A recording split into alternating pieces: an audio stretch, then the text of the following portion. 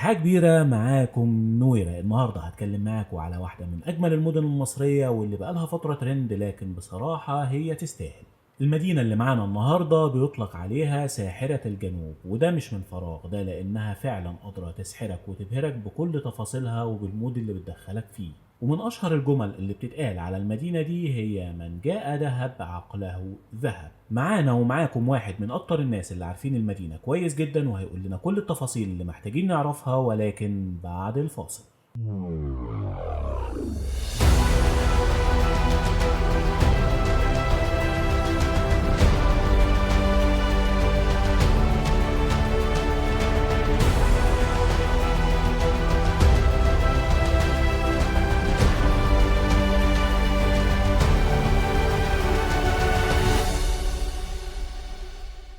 ازيك يا مستريح؟ الحمد لله. اخبارك ايه؟ كله تمام الحمد لله. عرفنا بنفسك يا مستر، وبتقدم ايه وايه طبيعة شغلك؟ انا يحيى المصري، صاحب شركه ديزني لاند للرحلات وتور جايد في دهب او جنوب سيناء بشكل عام يعني. بقالك هنا كتير؟ يعني في دهب بقالنا حوالي 5 سنين، لكن في جنوب سيناء حوالي 13 سنه. طب يا مستر دلوقتي انا كاعتبرني واحد عايز يجي دهب مم. يقضي فيها اجازة لطيفة، لسه اول مرة في حياتي انزل دهب. اعمل ايه؟ اشرح لي ايه اللي ممكن اعمله، ايه اللي اجي اسكن ازاي، ايه طبيعة الدنيا هنا؟ هو لو اختيارك دهب مباشر، يعني دي لو انت اخترت دهب على طول ان تكون وجهتك السياحيه، سواء كانت مصيف سواء كانت فسحه سواء انت جاي تغير جو، لازم تعمل حسابك في حاجات مهمه جدا جدا وانت اختيارك للمدينه. اولهم طبعا ان انت تدرس المدينه وانت جاي، مش لازم يعني تعرف كل حاجه بالظبط، بس تعرف طبيعه المدينه اللي انت هتعايش فيها. دهب تعتبر كلها محميه طبيعيه، فلا انت جاي بحر بس ولا جاي فسحه بس ولا جاي ريلاكسيشن بس، لا انت جاي ميكس ما بين التلاته عشان تعرف تتبسط. وطبعا الريكومنديشنز اللي جايه لك هي اللي خلتك حبيت دهب، سواء من الصور او الفيديوز للطبيعه الساحره للمدينه، فده اللي خلاك تيجي دهب. فاحنا بنقول للعميل اللي اول مره يجي يزور دهب ان انت لازم تخلي بالك من كام حاجه كده عشان رحلتك تطلع لطيفه وتطلع بالشكل اللي انت متوقعه وتتبسط. رقم واحد، الاقامه. اقامتك هتبقى في ايه في دهب؟ اغلب الناس متوقع ان هو جاي مكان سياحي فهيلاقي فندق 3 نجوم و4 نجوم و5 نجوم، سوفت اول انكلوزيف او فطار وعشاء هاف بورد. الكلام ده موجود في دهب بس على نطاق ضيق جدا جدا. معظم الناس اللي بتيجي لدهب بتيجي بتدور على مكان اقامه بلو بادجت، يكون السعر في المتناول، لان معظم الفلوس اللي هتبقى في البادجت الباقي لرحلته عباره عن اكل وشرب طبعا وخروجات وفسح وكلام زي كده. فدي اول حاجه لازم يراعيها في حجزه للرحله، ان هو يدور على اقامه تناسبه، سواء هم بقى هاني مونرز سواء هم كابلز سواء فاميلي كبيره او مجموعه شباب، لازم يختاروا مكان الاقامه المناسب. دي رقم واحد، وانا شايف ان هي اهم حاجه في الرحله، ان انت تبقى اخترت مكان الاقامه المناسب ليك. رقم اتنين، تعرف كويس جدا الاماكن اللي انت هتزورها ومحتاج لها ايه من هنا. يعني سواء انت حاجز مع شركه سياحه او حاجز مع نفسك، يعني بوكينج او اير بي ام بي او ايا كان، فلازم تبقى عامل حسابك للمكان اللي انت جاي تزوره. عارف يعني ايه محميه طبيعيه، عارف يعني إيه عندك وعي كامل يعني بالاداب او الطريقه اللي انت تتعامل فيها مع المحميه الطبيعيه، سواء انت بتتعامل مع انواع سمك نادره جدا او شعب مرجانيه نادره جدا. فالحاجات دي موجوده عندنا، ربنا اداها لنا في مصر علشان نحافظ عليها ونستمتع بيها وفي نفس الوقت نحافظ عليها طبعا يعني. مظبوط. فطبيعي جدا وحضرتك بتدرس الرحله بتاعتك وعارف ان انت جاي تزور اماكن زي كده، بيبقى معاك ادوات بسيطه جدا جدا لو انت غاوي سنوركلينج او دايفنج، معاك العده المناسبه للكلام ده، ممكن تجيبها معاك عادي كويس جدا. او ان انت تعرف محلات هنا تأجر لك الكلام ده، او تعرف البادجت المناسبه اللي انت هتنفذ بيها. في حد بيبقى جاي يعمل دايفنج بس فاكر مثلا الدايفنج دوت، اغلب اللي بيجي لاول مره بينفذوا على طريقه الهوايه اللي هو 3 متر لحد 4 متر. وطبعا يعني في ناس بروفيشنال اكتر مني يتكلم في الموضوع ده، بس هو بيجي على مستوى معين علشان البانيك وخطوره الموضوع. في ناس كتير بتخاف من الموضوع ده، فبنستبدل الموضوع ده بالسنوركلينج، اللي هو ان انت تلبس الماسك النضاره مم. سواء الفول ماسك او القطعتين، وزعانف او يعني مش لازم، ولايف جاكيت طبعا. وده يعني انا بشوف ان هو اهم وسيله لحمايتك في الميه، سواء جالك بانيك او انت بتعرفش تعوم او اللايف جاكيت ده اهم وسيله فيهم. والنضاره بتسهلك ان انت تشوف تحت الميه. فاحنا بنعوض الدايفنج سواء بالكوست بتاعه، التكلفه بتاعته، بالسنوركلينج، او ان احنا بنخلي الموضوع سريعا لو انت رحلتك صغيره. يبقى اول رياضه او اول حاجه تستمتع بيها هي بجد هي السنوركلينج، او ان انت تتفرج على الطبيعه تحت الميه. طيب انا جاي دهب، مم. ماشي، فاجي امتى دهب مم. وما اجيش امتى دهب؟ بمعنى اجي امتى دهب لو انا متوقع ايه من هنا، يعني لو انا متوقع ايه من دهب اجي دهب، ولو انا متوقع ايه، لو انا مش متوقع ايه من دهب ما اجيش دهب، اروح مكان تاني زي شرم، اروح مكان تاني زي الغردقه. سؤال ممتاز جدا جدا، وخاصه ان دهب دلوقتي بقت في الاختيارات ما بين شرم والغردقه. احنا مش هنقول ان المنافسه او ان المنافسه ما بين المدن ده يعني ظالم دهب، لكن هو المفهوم بتاع السياحه بالنسبه للجميع. احنا دهب بنعتبرها مشتى، يعني بنتكلم فيها مثلا في انضباط الجو فيها، والجو فيها بيبقى لطيف من شهر 10 لحد شهر 5 او لحد شهر 4. يعني بنعتبرها مشتى في الاساس، لكن 24 لكن ال 12 شهر، اسف 12 شهر احنا شغالين دهب. ودهب تستقبل العملاء بتوعها من او الجست او السياح او ايا يكن طول السنه، مصري او اجنبي. لكن هي جوها لطيف اكتر في الشتاء، خاصه ان احنا يعني يعتبر في الجنوب، دهب في جنوب سيناء. انا دايما بقول ان دهب وشرم اه مشتى، مش مصيف هي دي معلومه بالنسبه لي حقيقيه، بصراحه. للاسف هي معلومه صح جدا جدا جدا. لكن انت جايب الصيف لان احنا ارتباطنا بالبحر في الصيف، وطبعا خليج العقبه طول يعني على طول اللسان مع دهب. فانت شايف ان البحر متاح عندك 24 ساعه، فمتنفس هايل جدا جدا للي بيدور على البحر. زائد ان هي ممكن تبقى بتصادف اجازتك اللي في الصيف، زائد ان هي معظم اجازات الناس كلها في الصيف، فهي مش عارف يجي دهب في الشتاء فيقدر يجي في الصيف. طيب الخيار هنا بيبقى صعب شويه، في حته اه مثلا ناس بتقول لك ايه، انا بحب السهرات الليليه، امم ديسكو، خروج والكلام ده، هل الكلام ده مناسب في دهب؟ احنا بنقول ان العميل هو بيتكيف على المكان اللي جاي يزوره، مش العكس. يعني انا رايح شرم الشيخ علشان استمتع باقامه قويه جدا وسوفت اول انكلوزيف، ما ينفعش مثلا اطلب انا مكان اروحه زي مثلا عندنا محميات زي ابو جالوم زي البلو لاجون، دي ما فيهاش اي بنيه تحتيه. ما ينفعش اقارن محميه طبيعيه بمكان 5 ستارز. فانا ما ينفعش اجي برضو المكان اللي فيه محميات طبيعيه واطلب ديسكو واطلب الكلام ده، خاصه ان هو مش متوافر، والموضوع مش ده الشغف الحقيقي اللي جاي دهب. بالظبط، هي دي النقطه اللي انا يعني ايه بقى عايز اوضحها، اه ان الناس بتيجي مفكره دهب هي نسخه مصغره من شرم الشيخ. لا، اطلاقا. دهب ليها وضعها مختلف، م. ليها سيستم تاني مختلف تماما. انت جاي دهب لمود معين انت عايز تدخل فيه، بالظبط بالظبط. لكن انت مش جاي علشان الحفلات والسهرات م. الليليه والديسكو والخروجات الفارهه م. لا، دهب مش هي وده المقصد يعني. ده مستر احمد اللي احنا بنتكلم فيه، ان انت تكون عارف رحلتك انت جاي تعمل ايه. لو جاي توفر حاجات معينه لازم تقارن في الحاجات دي في الحاجات الاماكن اللي انت رايحها. يعني انا رايح فعلا اخد مود الاسترخاء، بس مكان يعمل سيرفيس عليا، انا ما ينفعش دهب مع ان في فنادق بتوفر ده الاربع نجوم والخمس نجوم. بس هنا انت ما استفدتش من المدينه بحاجه. زياره المدينه، قلب المدينه نفسه، سواء الممشى السياحي او اكتر من محميه طبيعيه، احنا يعني تقريبا في 16 محميه طبيعيه جوه دهب. اشهرهم طبعا اللي احنا عارفينهم 3 بولز وبلو هول وابو جالوم بلو لاجون، في جحازه وفي بلو ريف، في اسف نابليون ريف، وفي جبر البنت. كذا محميه طبيعيه كلهم انت جاي علشان تشوف المحميه الطبيعيه اللي تحت الميه. يعني المحميه الطبيعيه كلها اصلا تحت الميه، عندك اكتر من 500 نوع شعب مرجاني تحت الميه، الناس جايه من اخر الدنيا عشان تتفرج عليهم.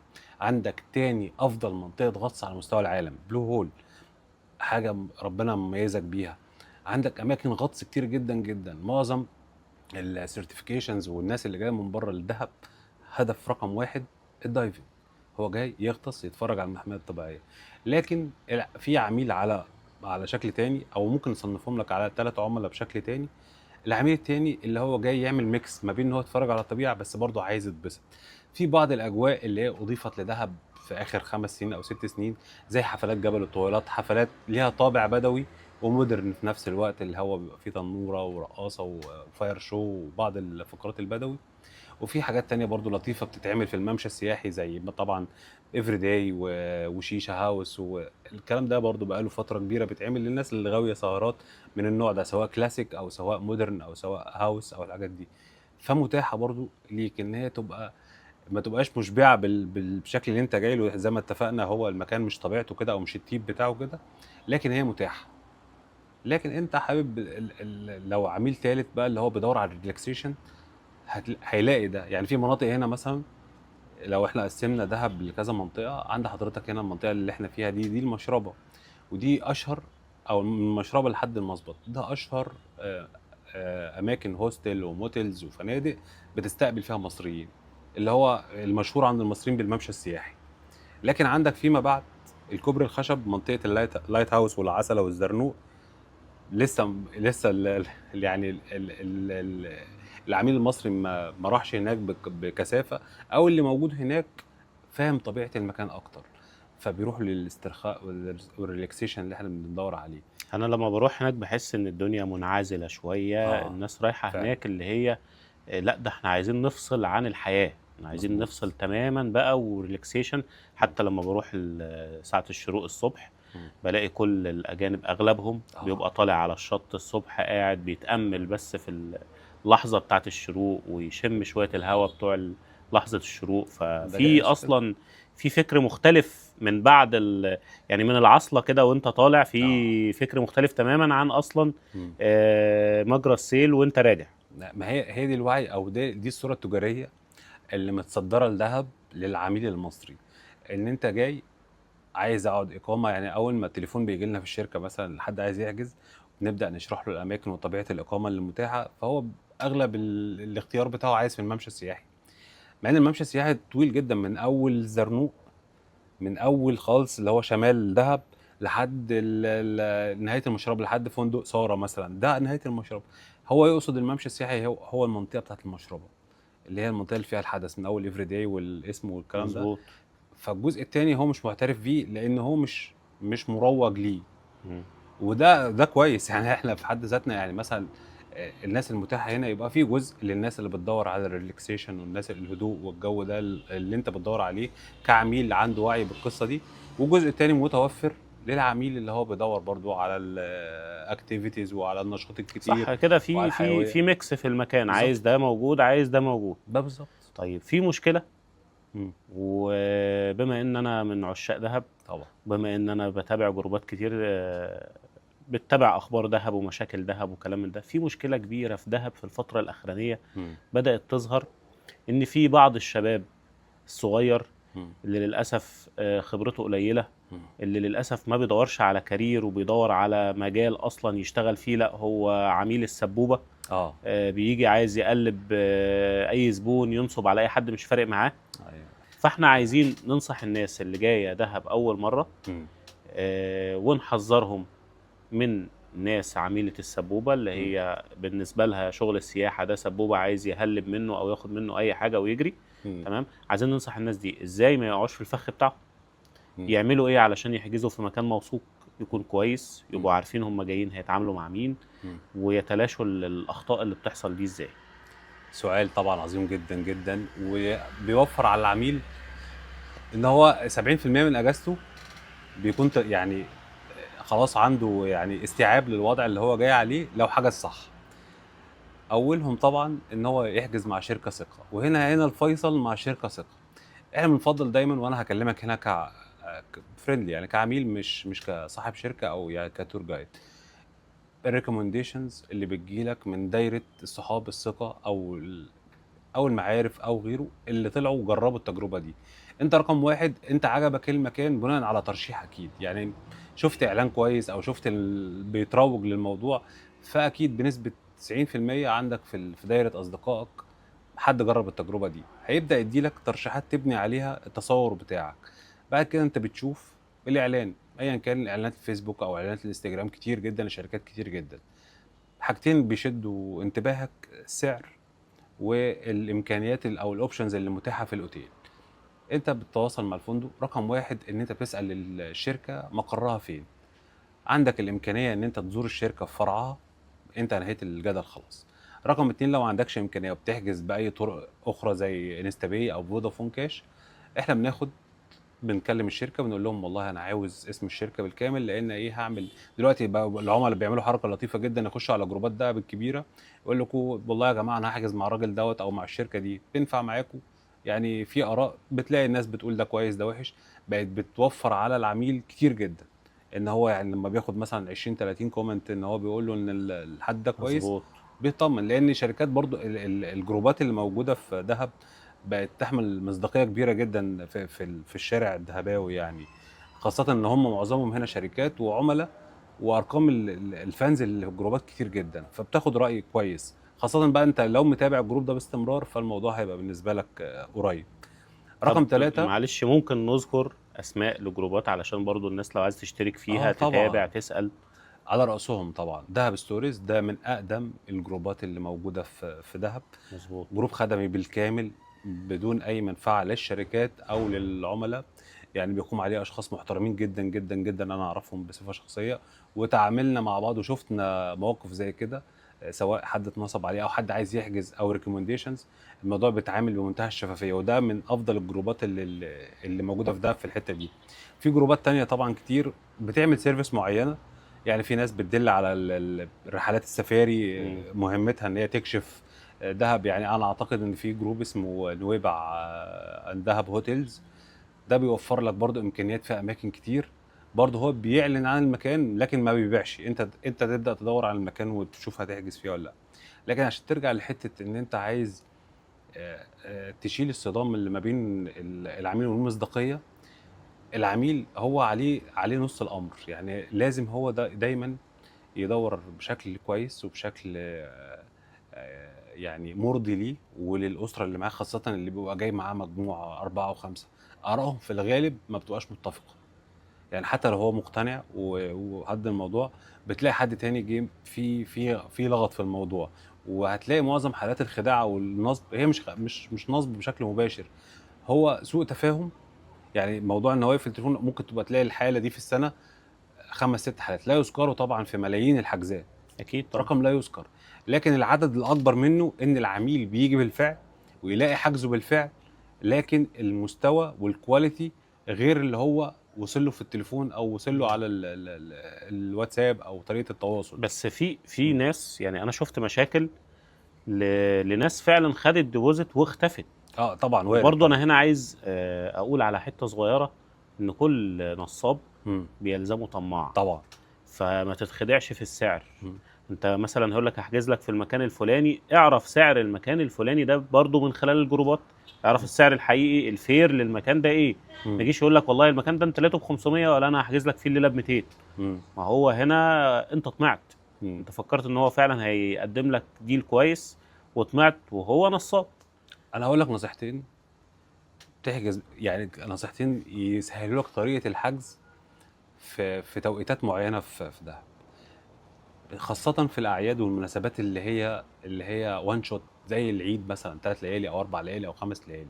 احجز بوقت كافي، ما تزنقش نفسك لفترة إن مفيش حجوزات، يا إما بتاخد كواليتي قليل، يا إما كتر الطلب والشركات بتقفل حجوزاتها. ده بيظهر بقى النصابين والكلام ده، أنا متاح معايا وأنت مضطر تحجز لأن أجازتك، فهنا بيبقى الريسك أعلى. صحيح. فاحجز بدري. ثانيا خد الريكومنديشن بتاعك مظبوط للشركه او المكان اللي هتحجز فيه، لان انت وانس طلعت مره دهب حتى لو كانت التجربه مش افضل حاجه، انت بتاخد داتا كبيره جدا لفنادق وشركات وجايدات وكامبات، تبقى التجربه الثانيه، لان عمر ما كلامي ده هيبقى ليه قيمه، او يعني مش عايز اقول لك ان هو مش هيفيد حد دهباوي وبيجي دهب كتير بنسبه 10%. وانس ان جيت اول مره مشيت في الممشى، انت كده لفيت دهب كلها، عرفت ركبت مع سواق عربيه قال لك دهب كلها فيها ايه، نزلت هنا عرفت الاسعار فيها ايه. ده احنا بنواجه مشكله مع الناس اللي بتيجي مره واثنين وثلاثه، رابع مره بيعمل صفحه ويبدا يبيع يعني يعني رابع مره هو ده اذا كانش بقى تاني مره ولا خلاص. ثالث مره يعني. فالموضوع متاح، لكن انك تبني مصداقيه مع العميل الموضوع طبعا بياخد وقت. انك تبقى يعني ثقه للعميل اللي هو باعت معاك حد او هو جاي لك، او سواء عميل او شركه، ده بياخد وقت. ان انت تفهمه او ان هو يفهم منك. والموضوع دوت طبعا ما بيحتاج شرح بينك وبين العميل بتاعك على قد ما هو بيحتاج منك ان انت تشرح له طبيعه الرحله عشان يثق فيك ويثق في الرحله اللي هو طالع فيها يتبسط. ما يبقاش شرحك للعميل اللي طالع 2 شباب زي الاسره اللي طالع فيها 3 اطفال وواحد كبير وفي جد في الموضوع. ده ما ينفعش تشرح له بنفس الطريقه وده لا، ده طريقه وده طريقه. هو نفس الشرح؟ لا، لان ده هيعمل برنامج وليه طاقه يعمل فيه برنامج، وده ليه طاقه محدده يعمل صح. فيها برنامج. فانا دي من الحاجات اللي تبوظ الرحله او تبوظ اجازه. ما يعني انا هنا عايز اقول حاجه على الحته دي بالذات. ان مش معنى ان حد هيقدر يحجز لك مكان بسعر معين او يقدر يتمم لك ديل فعلا في المكان ان هو يقدر ينفذ لك برنامج يبسطك. او يناسبك لان هو ممكن يكون تواصل مع شويه فنادق فجاب منهم اسعار فهيحجز لك، لكن هو ما عندوش الخبره الكافيه ان هو يهندل لك الايام بتاعتك اللي انت قاعد فيها مظبوط. في دهب وتتبسط فيها. تتبسط دي عايزين نحط تحتها طبعا 50 خط. انت ممكن تنفذ البرنامج لكن ما تتبسطش لانه غير مناسب لطبيعه الرحله اللي انت جاي فيها. وهو اللي انت اسره ولا انت معاك مظبوط. مدام مثلا لسه فريش كابلز او حسب الطاقه معاك اللي صحابك ولا ايه الدنيا. لا لازم يعني يتهندل لك الدنيا كده ايه حاجه حسب الجيه بتاعتك شكلها ايه. جزء مهم جدا انا اخدته من كلامك اكمل عليه. جزء مهم جدا من العميل اللي يجي ويقول لك انا عايز اتبسط. شوف دي يعني ايه، يعني الكلام اللي هقوله ده طالع من قلب كل تور جايد او جايد موجود في دهب. احنا ما بنبسطش، انت جاي على الحاجه اللي هتبسطك واحنا بنساعدك ان انت توفر وقت مناسب وطريقه مناسبه ان انت تلاقي الحاجه اللي تبسطك. يعني لو مثلا على سبيل المثال اليخت ده موجود وحضرتك عايز تحجز يخت ومهيأ ان انت تطلع يخت والظروف كلها مناسباك والبادجت مناسبك ان انت تطلع يخت، ايه دوري كجايد؟ احجز لك ميعاد يناسب حضرتك ببادجت يناسب حضرتك بكواليتي يناسب حضرتك. انا هنا هيأت لك الظروف ان انت تتبسط، مش هقول لك اتبسط. مظبوط. انت ممكن لما تطلع اليخت تكتشف ان انت عندك دوار بحر او انت ما نمتش كويس فما تتبسطش. انت مش نايم كويس. الموضوع مش في ايدي. فاحنا دورنا ان احنا نهيئ لك لو رحلتك 4 ايام 3 ليالي، ودي الرحلات الستاندرد اللي موجوده. لان دهب كمان بتعتمد على حاجه اسمها السيريال وده هشرحها برضو. رحله كل خميس بتبقى 4 ايام 3 ليالي وكل حد بتبقى 5 ايام 4 ليالي. فوقتك هنا انت دايما كعميل شايف ان وقتك بيضيع دايما، او مش الكل هو جاي الرحله عايز كل ثانيه فيها حاجه، يعني مش عايز ينام. انا مش جاي انام، مع انه اول ما بحط دماغه على السرير وشغل التكييف خلاص الموضوع يعني انتهى. لكن هو باصص برضو ان انت المقياس بتاعه كتور جايد، فعايز منك ميعاد حتى لو مش هيلتزم بيه، عايز منك مواعيد مظبوطه. ده دورنا فعلا، ده مواعيد مظبوطه برنامج محدد. لكن طريقه تنفيذ البرنامج ما ينفعش اديها للناس كلها. ممكن تكون دي مدرستي في الشغل وممكن تبقى دي الناس يعني تختلف معايا لان هي وجهات نظر في الاول وفي الاخر. لكن احنا دايما بنقول ايه العميل، انت خدت مده رحلتك 4 ايام 3 ليالي او 5 ايام 4 ليالي، ده البرنامج اللي احنا بنعمله لحضرتك من انكلودد الرحله، وده برنامج مجاني وبنعمله. شوف اللي مناسب لحضرتك فيه ايه ونعمله لحضرتك. وبندي لك باكج برنامج اختياري، يخت، سفاري، بلو هول وابو جالوم بلو لاجون. انا ما ينفعش احط للعميل بادجت زياده اوفر واجبره عليه. انا ببدا اقول له انت عايز تعمل ايه من دول، وابدا اخش تاني مره اقول له ده يناسبك وما يناسبكش بناء على السن، على العدد. لان هو ممكن يخش عليا بحته ان هو مش مناسبني كبادجت. يعني انا طالع باسره انا وزوجتي و3 اطفال، فهطلع رحله يخت برقم. فلازم هنا انا اتدخل ان انا اشرح له ان انا في كاتيجوري كده وكاتيجوري كده وكاتيجوري كده، وممكن لو استبدلت ده ممكن ارشح لك حاجه زي جلاس بوت بادجت اقل وهتستفاد نفس الفايده. لازم اوجد له بديل ببادجت تاني، او ان انا اخده نفس الرحله بس نستغنى عن رحله تانية مش هتناسبه. ممكن يقول لي عايز بلو هول وابو جالوم يبقى معاه اطفال رضع او مع حد عجوز، ما اديلوش البيعه وخلاص. هي مربحه مفيش انت كلام. مش عايز تكسب وخلاص، انت برضه يهمك ان العميل لما يرجع يتكلم عليك كويس ويرجع مبسوط. بالظبط. انت هنا حطيته في المكان اللي يبسط بس مش مناسب ليه هو ان هو يتبسط. مظبوط، مش هيتبسط. لا وضعه الجسماني ينفع، صح. لا سنه يسمح، لا في معوقات معينه. انت احنا يعني ادام بنقسم بمناسبه ان احنا اتكلمنا على الكاتيجوريز، لو عايزين نقسم دهب نقسم دهب ككاتيجوريز ونقول مثلا العملاء مين يجي فين وامتى مم. وهيعمل ايه. رقم واحد، هي دهب مناسبه للجميع، دي ميزه ممتازه جدا. لكن احنا هنتكلم عن الفئات اللي هتقدر تقعد بطريقه، يعني مده مثلا معينه، لان كمان مش كلهم بيجوا سياحه، في ناس بتيجي تشتغل، بياخد زي مثلا اللي هم اللي بيشتغلوا اونلاين، فريلانسرز، بيجي هنا بالمدة الكبيره، مش مهتم بالاكتيفيتي على قد ما هو عايز هدوء الفايبس بتاع المكان. وهدوء وواي فاي. يعني تمام. هو ده اللي يهمه. لكن انا هتكلم مع حضرتك مع سؤال حضرتك، ان انت عاوز سياحيا اللي جاي، الفئات اللي جايه هي، احنا بنقسمهم لاربع فئات. الفئه الشبابيه البحته، اللي هي مجموعات زي جامعات، زي شباب ثانويه عامه، وده بيبقى من يعني الجروبات دي بتبقى متعبه شويه للجايدات اللي طالع معاهم سن وكلام زي كده. دي فئه. ولازم برضو وانت بتسكن تراعي دوت في الفنادق اللي انت هتسكن فيها، ما احطش عائلات بتنام بدري مع شباب بيكسروا الحيطان يصحى لحد طول الليل. الصبح. فدي تخلي بالك منها، لان هتسبب لك ازعاج. دي فئه. الفئه الثانيه الهاني مونرز، ودي لازم تبقى دقيق جدا وانت بتختار لهم الفنادق اللي هيقضي فيهم مناسبه من اهم المناسبات اللي في حياته، اللي مش هتتكرر تاني غالبا يعني. بتبقى شهر عسل. فده فئه تانية، فانا بختار له فئه اولا طبعا لازم تناسب البادجت بتاعه، ثانيا تناسب الاجواء بتاعه الهاني مون، وان انا اديله مده كافيه. يعني غالبا ما بديلوش 4 ايام 3 ليالي او 5 ايام 4 ليالي، بديله مده كافيه وصول وراحه، ده عريس. وبعد كده بديله برنامج برضو يكون مناسب هي مش رحله بالنسبه له، هو طالع يقضي شهر عسل. يعني حتى هو ما خدش الشهر كامل، بس نديله مده كافيه. اللي بياخد مده قليله او هو بتبقى حاجات طوارئ، يعني بخصوص شغله وبخصوص حاجه.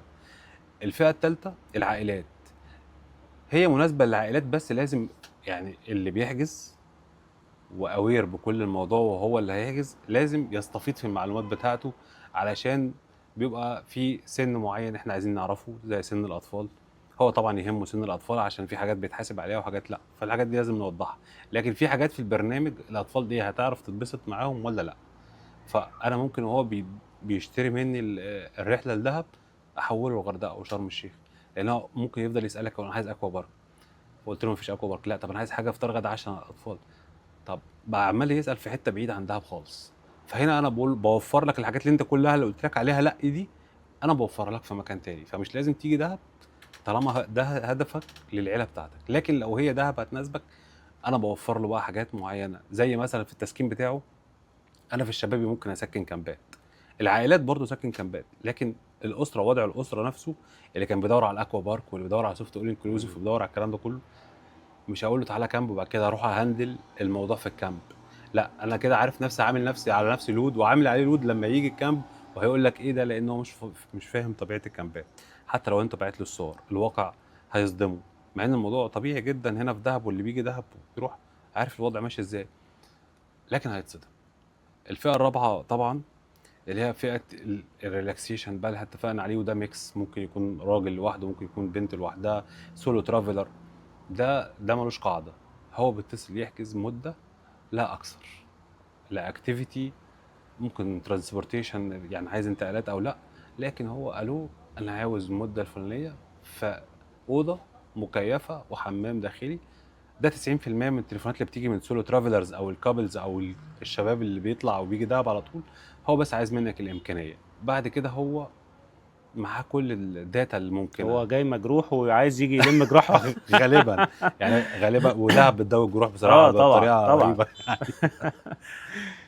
يعني معنى كده ان الكلام بتاع حضرتك ان اللي فاهم يعني ايه دهب، وعارف يعني ايه يسكن، وعارف يعني ايه يكنترول اليوم مع العميل، ويكنترول الايام عموما اللي العميل هيقعدها هنا، هيريحه كتير طبعا جدا، لانه هيقول له من البدايه، هينصحه.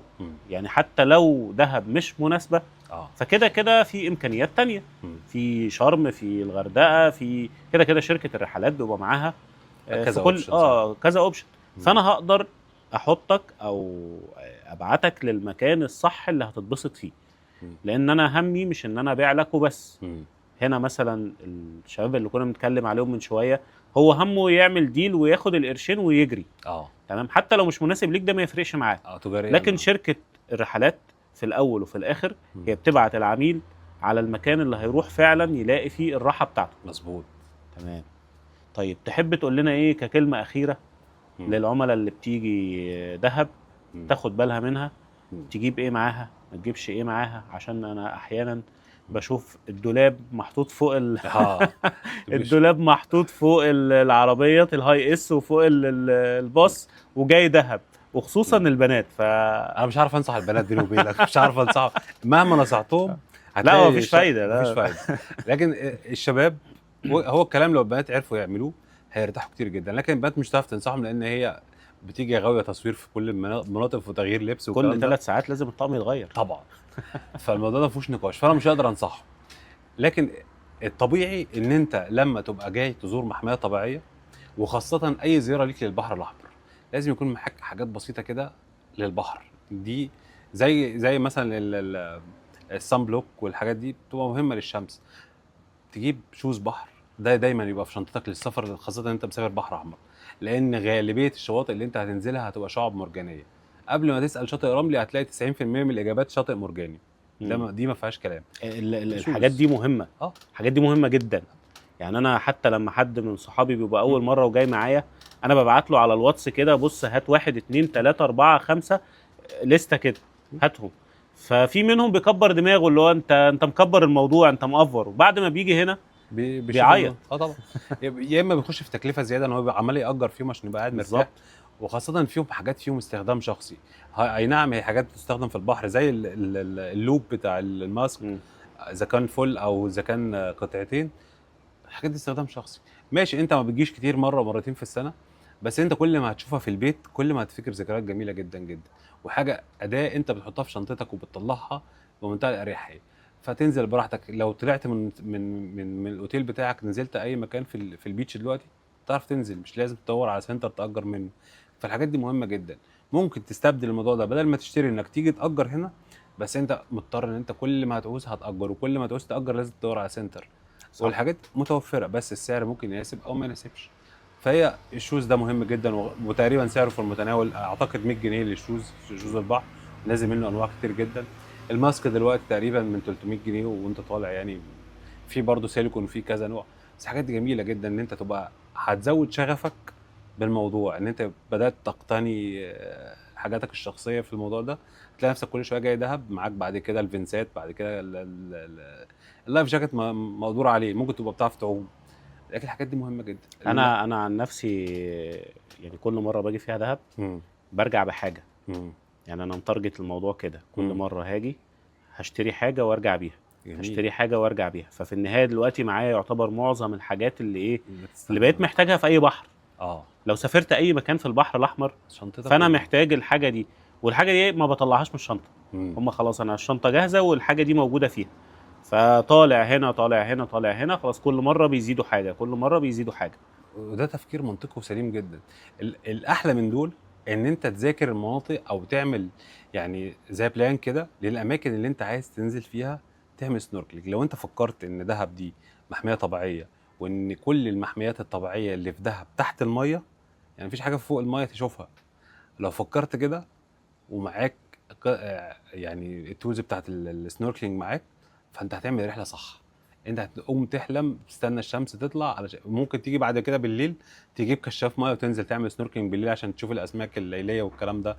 صح، حاجات رهيبه جدا. انا افتكر اول مره نزلت فيها بحر الاحمر، اول مره في حياتي انزل فيها البحر الاحمر واشوف المنظر تحت، انا اتخضيت.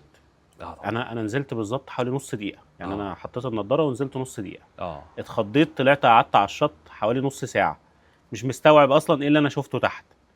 بعد كده اللي هو لا انا عايز اشوفه تاني، فنزلت واحده في واحده. خلاص الواحد بيبدا ياخد على الجراءه، لان انت للمره الاولى انت بتبص لعالم سبحان الله مختلف تماما، حاجه انت اول مره في حياتك. وبعدين مهما شفت فيديوهات سبحان الله، ومهما شفت ناس مصوره الاماكن تحته، لا لما بتبقى انت بتبص يمين تلاقي، بتبص شمال تلاقي، لما بتبقى انت في الوضع نفسه الموضوع مختلف تماما. عارف عندنا دايما، يعني إحنا دايما بنتحايل على العملاء ان هم ينزلوا سنوركلينج. هو برضو شايف ان السنوركلينج دي حاجه اضافيه ممكن يعني نعملها، نفضل نتحايل. افتكر عميل قال له لا مش بتاع ميه، قعدت يعني ايه امهد فيه في موضوع دهب كمحميات طبيعيه تحت الميه. قلت له طب احنا هنجيب نضارتين ونقف على الشط، احنا بنضيع وقت، تعال ننزل في المنطقه. كنا في محميه ثري بولز. طبعا المحميه دي من احلى المحميات اللي انت تعمل فيها سنوركلينج، خاصه ان هي قريبه من الشط، مش مخيفه، في حيط بحري بعد كده البحر. فيعني حتى الناس اللي عندها يعني بانيك او عندها رهاب من الميه، او بقى اللي يقول لك انا بخاف من اسماك معينه وكده، فدي محميه ثري بولز على اسمها، 3 حمامات سباحه جوه الشعب المرجانيه، فبنمشي جواهم ونطلع منهم فامان جدا. فبدات معاه علشان بدانا تقريبا الساعه 1 الظهر، بدانا الرحله دي ان انا انزله الميه واقنع فيه. قعدت اشد فيه من الميه الساعه 4 عشان يطلع، مش عاوز يطلع، مش مصدق نفسه. واخدنا جبنا حد دايفنج، حد دايفر ينزل يصوره تحت الميه ولحد النهارده بيبعت لي صوره. الموضوع ان انت تشرحه وان انت تفرجه فيديوهات حاجه، وزي ما لا حضرتك لا لا، قلت ايه، تبقى في الوضع حاجه تانية خالص. انت بتحس نفسك جزء اصلا، بتحس نفسك في حلم. يعني برضه شو انا بشرح، برضه بحاول اشرح، والشرح يعني ما يجيش 1% لا من خالص. الوضع. هو